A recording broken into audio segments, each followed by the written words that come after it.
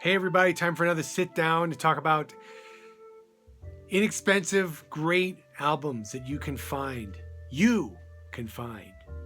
Trust me, you will be able to find some of these, if not for all these, and very likely for less than $10, very likely for less than $5 for a lot of them. This is the ultra mega cheap edition of Cheap Heat. My name's Dave. Also, not so well known as Bicho Feo, but that's how I go here. That's how I roll. Anyway, this is Cheap Heat, and these are the cheapest of the cheaps. This is all domestic stuff, all on large, major, not necessarily major labels, but certainly large independents and some majors. And maybe some stuff in here that isn't as familiar or that you've passed over thinking it was lame for whatever reason. Cover art is a big reason. That cover art stinks. Must be lame. I'm not going to buy it. It's embarrassing. The girls will laugh at me if I come home with this record. Or the artist himself or herself has an association with another artist that you don't like. That's certainly true in several of the cases I'm going to discuss here in the next few minutes. I don't know, there's other reasons. I don't know why. Some of these things just shipped cut out for whatever reason. They were cutouts when I was a kid, and they remain cheap today for whatever reason. So what we're listening to now is an amazingly good and amazingly inexpensive record by an extremely great jazz artist who's overlooked, partially because of his longtime association with Chuck Mangione, who I have a lot of respect for, frankly. I got into jazz by listening to Chuck Mangione and Weather Report and bands like that, Gary Burton, and then a couple of years later, in some cases 6 months later, I was listening to much heavier stuff. But those guys gave me a foothold into the music, and so I have respect. I have a lot of respect for these guys. Anyway, this guy's name is Jerry Nywood. His son Adam, I believe his son's name is Adam, is an amazing young saxophone player on the New York scene right now. I think Jerry has passed. I'm not sure, but this album came out on A&M Horizon, and had a little fanfare going on behind it because he was at the time riding high as Chuck Mangione's reed player. He was on all those Chuck Mangione songs that they make fun of on King of the Hill. And this record is stone cold amazing from beginning to end. And unlike a lot of stuff from back then, it hasn't gotten any traction whatsoever. And as you listen to this, as you hear this, underneath me prattling, you will be compelled to go out and buy it for $1. It's just got some killer musicianship on it. Great tunes. Some really fantastic covers. This is a cover right now of Ralph's Piano Waltz by John Abercrombie from the Timeless record. They also do Thorn of a White Rose, which is, I think, a Jan Hammer piece, which is amazing. You'll hear that in a minute. And they do a version of John Abercrombie's Timeless. So they do 2 songs off of the Timeless LP. The drummer on this is amazing, Ron Davis. He's killer, incredible musician. Rick Laird's on this, on some tracks. Michelle Donato, an amazing and underappreciated Canadian bassist, is on some other tracks. And on vibes, Dave Samuels. So there you go. Jerry Nywood and Timepiece, it's called. I found this copy at a thrift store. Enough said. Speaking of thrift stores, I found this at a thrift store. I found multiple copies of this at a thrift store. If you don't remember who Robbie Krieger is, he's still around. He's still kicking. He used to be in the Doors, and he did a bunch of instrumental rock and jazz rock records. This is on Blue Note. And this has got amazing personnel. Bruce Gary from the Knack on drums, who's an amazing Tony Williams influenced drummer. Who else is on this? Stu Goldberg from Mahavishnu is on this on keys. Sal Marquez from Zappa's band's on trumpet. So there's all-star personnel on here. A couple songs have like backing vocals and stuff, but nothing that would make you want to take it off. I don't think, anyway. It's a really good funky jazz rock record from the late 70s, and it's cheap. And when you get it home, you'll feel like a baller, trust me. Here's another case of an artist who, for whatever reason, just didn't get the kind of purchase that he should have. Amazingly talented gentleman. Did some really interesting sort of psychedelic rock stuff with a group called Swamp Gas back in the 60s. And then he morphed into a jazz dude, and now he does overtone singing, believe it or not. His name is Baird Hersey. And all three of these records, this is on his own label, Bent Records. And these other two came out, this is the last of the latest of the three that I'm showing. These came out on Arista Novus. And the whole catalog of which is almost all cheap heat. And then this came out on his own Bent Records label. Baird Hersey is a guitar player, rather Mahavishnu influenced guitar player, really goes for it solo wise. Not a clean jazz player, although I'm sure he could do that. This is the guy who liked his effects and used them well. He's also an amazing composer. He also put together an amazing band made up of Boston area musicians, Stan Strickland, Tommy Campbell, the Tommy Campbell on drums. Who else is on these things?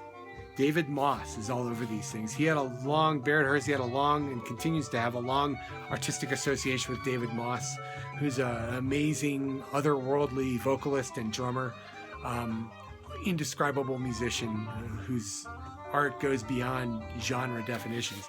And he's all over all three of these. Tom Gorelnik, who's a local jazz hero here where I live in New Mexico, is on this one. And I think a lot of these guys were proteges of Bill Dixon at Bennington. So there is some really, really heavy stuff going on these records. They're big band records, but they don't sound like big band records. Here's an interesting one. Doane Perry plays drums on this. Doane Perry, you might know, played drums later on for Jethro Tull and also for Kenny Loggins. So there's some really great musicianship going on here. Mark Harvey is on this too. He's still a big name in the Boston scene. These are really adventurous, large ensemble jazz rock records.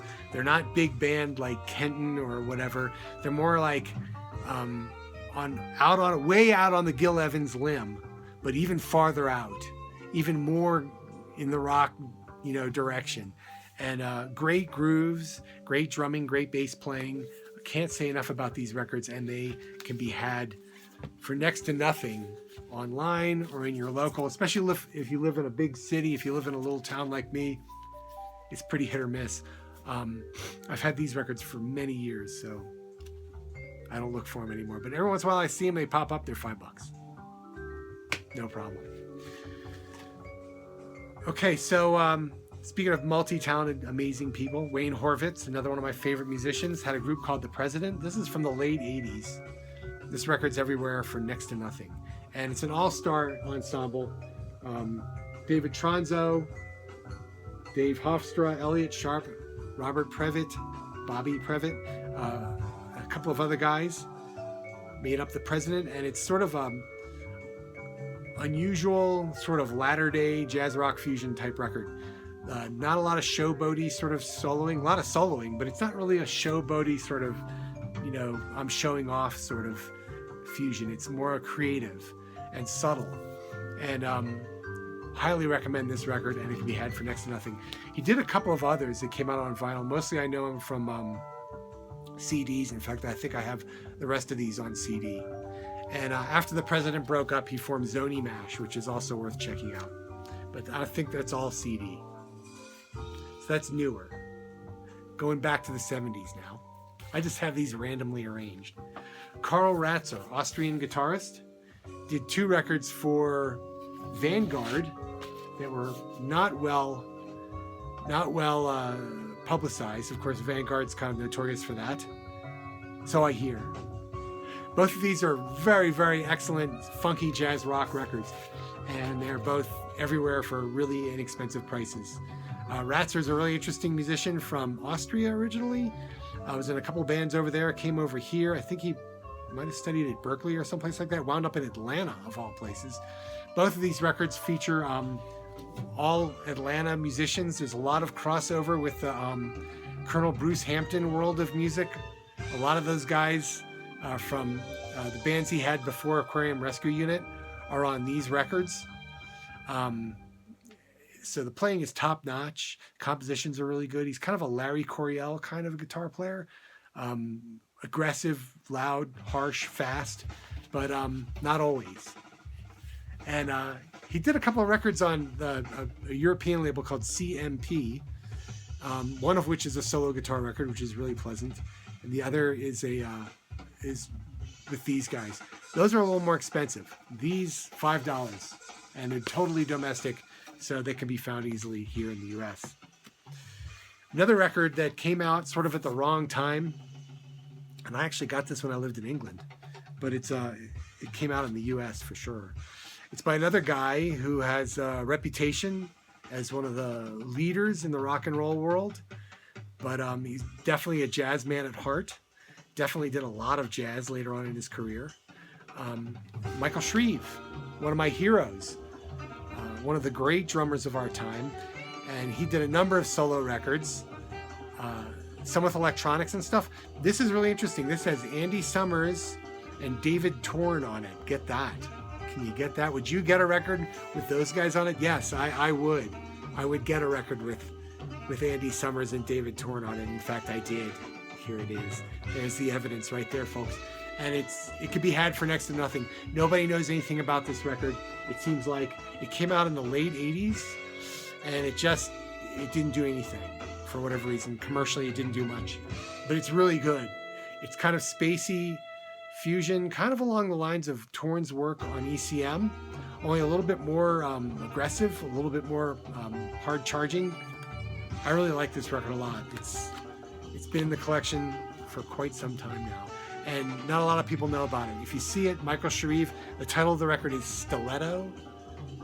Get it. Just, if you like guitar and you like jazz and you like jazz rock fusion, get it. Here's another guy, very prolific artist in the 70s. I'm not quite sure what he's up to now, but made his name as a child prodigy drummer, switched over to piano. His brother was also a child prodigy drummer from New Jersey, Barry Miles. And I'm just going to show all these. These all came out on London. I think I was part of the problem. London Records was, as a lot of people know, before they formed Rolling Stones Records, was a Rolling Stones main label. This is not on London. This was on direct-to-disc Century Records, I believe. And it was associated with RCA, which later on became Barry Miles' home as well. These are interesting records. I would say of the four, this is the sleeper. This is the best one of the bunch. It's really interesting. It's a little less jazz rock and more jazz fusion sounding without... it's not smooth, but he uses the Moog as almost as a horn on this, and it was sort of I don't know, to me it just struck me as a very original approach to a keyboard. This has got basically the same guys on it though. I think Bill Washer on guitar, Terry Silverlight on drums, who's I think his brother or his twin brother, I'm not sure which. John Burr on bass. Really excellent album. These are more in sort of a proggy jazz rock mold. If you like Return to Forever, the original, not the original, but Return to Forever with Lenny White, Al Di Meola, and Stanley Clarke, you'll like these. They're very much in that sort of proggy jazz rock fusion vein, and none of them cost more than, shouldn't set you back more than $5. If you're paying more than $5 for a Barry Miles album, you must be, I don't know, you must not care. But go ahead and do it by all means, because they're all really good. I like that style of music. Another favorite artist of mine, some of whose records are fairly expensive and fairly hard to get, and some of them are very cheap and really easy to get, is Charlie Mariano. Absolutely one of my favorite musicians of all time. This album, October, recorded with German musicians, also came out on Inner City. I had the Inner City pressing for a long time. Found an inexpensive copy of the original, which is on CMP, and picked that up. This is excellent, really excellent, super, super good jazz rock stuff, kind of like Embryo, kind of like, hard to describe really. But if you like European jazz rock, you'll love this. This is a wonderful record. This is an earlier one by him with a New York-based band. The credits are kind of goofy on the back. They're listed. They're not listed. They're like given in paragraph form. But Ray Lucas, Airto, David Spinoza, George Mraz, Pat Rebelo. We've discussed Pat Rebelo before. This is an amazingly good record, and I've bought no fewer than 3 copies of this record for less than $3, and you should too. Really underrated record, fairly obscure record, both tremendously good. He was really beginning to feel his Eastern Indian influences on this one. This isn't as thoroughly wonderful as this, although this is pretty darn wonderful. This has kind of a dated sort of late 60s sound to it, but I still dig it. This, on the other hand, is just killer from beginning to end. It also has Trilot Gertu and Barry Phillips on it too. So in addition to a bunch of really great German musicians who, I can't remember the name, guys named Udo. People like that. Anyway, great record. Speaking of unjustly ignored, neglected saxophone players, Steve Marcus is another one. He recorded a whole clutch of really interesting records in the late 60s and early 70s. And this is probably the most ignored of them all. Again, it's on Flying Dutchman Records, sort of a subsidiary of a subsidiary. Bob Thiele produced it. Great personnel on this. Steve Gadd on drums, Steve Kahn on guitar, Dan Grolnick on electric keyboards, all Rhodes clavinet. Will Lee on bass, homie from Fort Lauderdale. And did I say Steve Gadd? There's some Moog on this, some ARP. Anyway, this is absolutely steaming hot, red hot, screaming, beginning to end pure energy fusion. Really excellent record. Some of Steve Gadd's greatest drumming ever, which is saying something, because Steve Gadd is just like, you know, one of my heroes. But he really pours it on this record. I mean, they just go. It's so good. And it's kind of got a goofy front and back cover. I don't know. It's nice. It's not objectionable or anything. But really excellent album. If you ever see it and you like 70s jazz rock fusion, it's really a must get. It's a must own. And it will not cost much money at all. Another perennial cheapie that I see everywhere for $1, $2, $3. Chris Hines or Hines. I'm not quite sure how his name is pronounced. I always said Hines. Sister Slick came out on Columbia. He was a recording artist, very famous, extremely well known in his native Netherlands.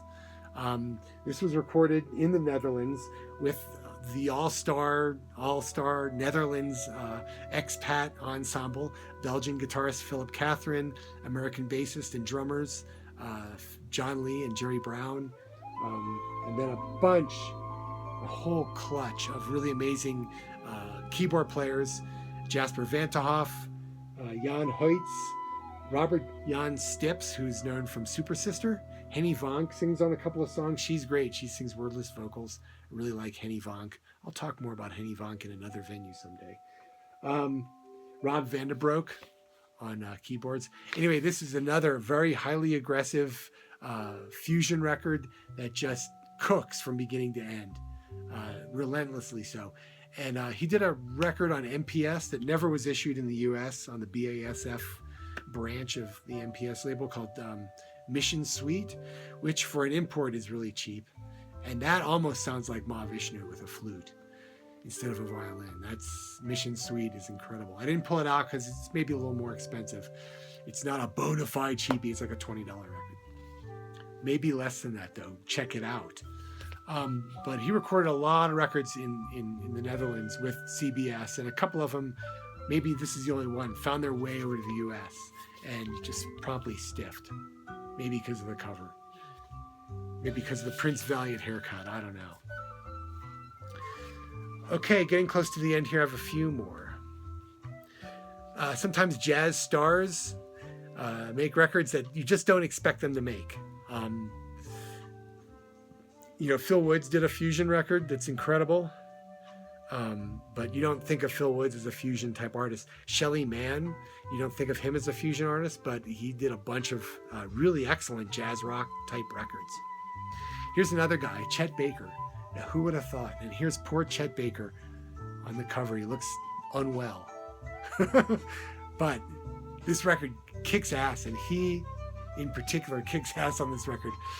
This is an amazing, aggressive, I wouldn't say it's a fusion record, it's more like an aggressive jazz record. The personnel on this alone, it should be enough to make you at least want to check it out. Tony Williams on drums, John Schofield on guitar, Alfonso Johnson on bass, Richard Bierach on electric piano and clavinet, Michael Brecker on tenor saxophone. I mean, it just goes on and on and on. Kenny Barron, Hubert Laws, Ralph McDonald. I mean, they're all on here. And this is just a hard-hitting,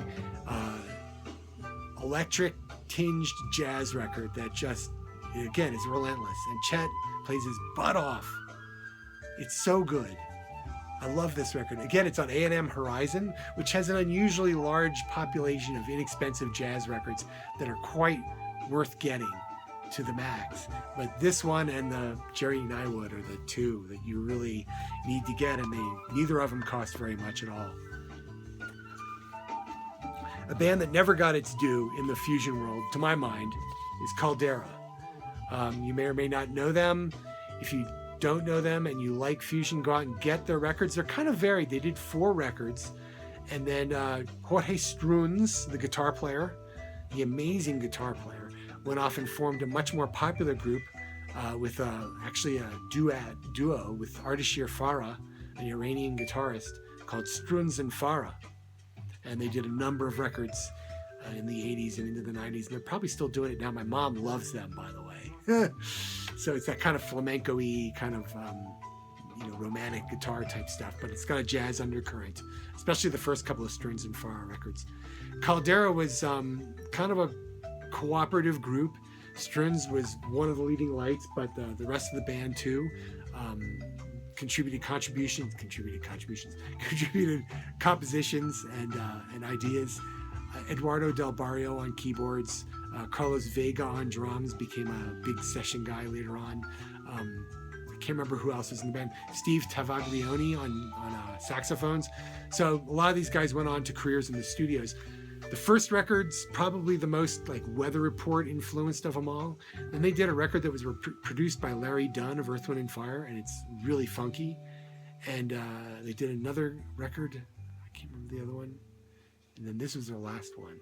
They might have only done 3. I think they did 4 though. Anyway, this is their last one. This is the most amazing one of them all. And again, I see this a lot for next to nothing. Sort of somewhere between Mahavishnu Orchestra and Santana.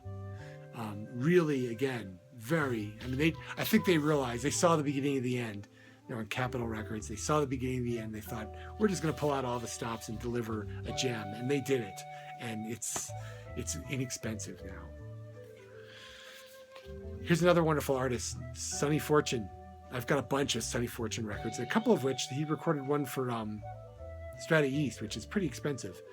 But a lot of them are inexpensive. And this one is both inexpensive and amazing. Horace Arnold, who did 2 incredible records on Columbia, both of which you need to have, both of which aren't super inexpensive, but they're not super expensive either, is on a couple of tracks on this. And he wrote one of the tunes. And it's just that, if you know what I'm talking about, if you've ever heard Tales of the Exonerated Flea by Horace Arnold, there is a chunk of that on this. That sort of trancy, repetitious, jamming jazz rock. And then the rest of the record's really excellent too. It's a great Sonny Fortune record. Really, I'd get anything by him, but this is, you gotta have this one. And again, $1, $2, $3, you see it a lot. Infinity was the follow-up to this on Atlantic. Not quite as good, a little bit more conventional. This is the one to get. It's called Serengeti Minstrel. Serengeti Minstrel. Whoops. I'm going to leave that in. Finally, I'm going to pick out a favorite of mine that's really cheap. Kevin Eubanks. This was his second album. He did one on Electro Musician before this one came out.